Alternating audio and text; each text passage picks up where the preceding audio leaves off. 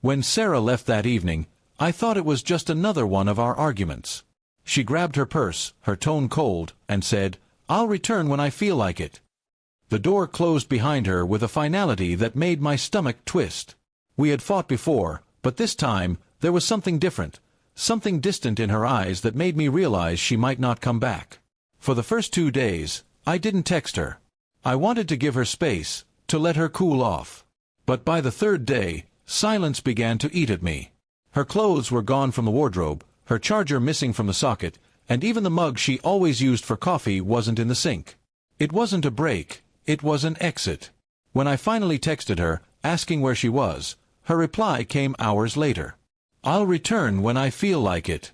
Don't wait up." That message felt like a blade. No apology, no sign of emotion, just pure indifference. My hands trembled as I reread her words. I didn't know what hurt more, her leaving or how little she seemed to care.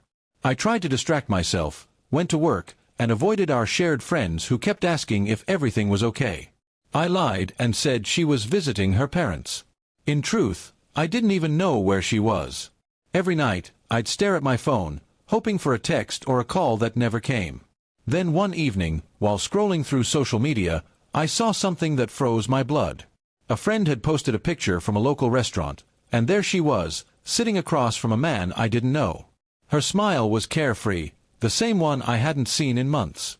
The caption read, "Perfect dinner with new friends." For a moment, I couldn't breathe. I zoomed in, looking at her hand resting casually on the table. No wedding ring. My chest tightened. That was when the truth hit me. She hadn't needed space. She had found someone else. I spent the night thinking about what to do. Confronting her would only push her farther away. But then, an idea came to me, a way to make her realize what she had thrown away. Not through anger or words, but through truth. The next morning, I cleaned the house thoroughly. I put away her leftover things, folded what clothes remained, and boxed them up neatly. Then I took one photo, a picture of the front door, slightly open, with her boxed belongings placed right outside on the porch. I sent it to her with no caption. Minutes later, her typing bubble appeared. "What is this supposed to mean?" she texted. I replied simply, "You said you'll return when you feel like it. I'm just helping you understand that this house might not wait forever." For an hour, she didn't respond. Then came another text, this time frantic. "Wait, are you serious? Why are my things outside? Who's there with you?" The sudden shift from calm to panic almost made me laugh bitterly. I didn't answer. I just let the silence speak for itself. Not long after, my phone started buzzing with calls. I ignored every one of them. Then, around midnight, I heard the sound of a car pulling up outside. Through the window, I saw her rushing to the door, her face pale, her hands shaking. She knocked desperately, calling my name. When I opened the door, she looked terrified. "Why did you do that?" "I thought something happened to you," she stammered. I met her eyes calmly and said, "No, Sarah. Nothing happened to me. Something happened to us. You just didn't notice it until now." Her eyes filled with tears. She looked at the boxes and then back at me. "I didn't mean to stay away this long.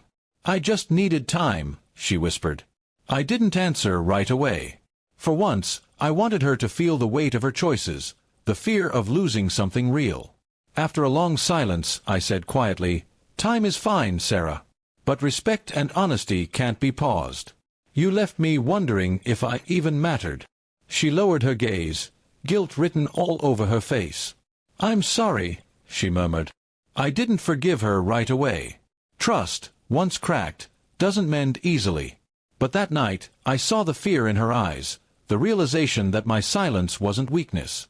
It was her wake-up call. And maybe, just maybe, that was what she needed to finally understand what she'd been taking for granted.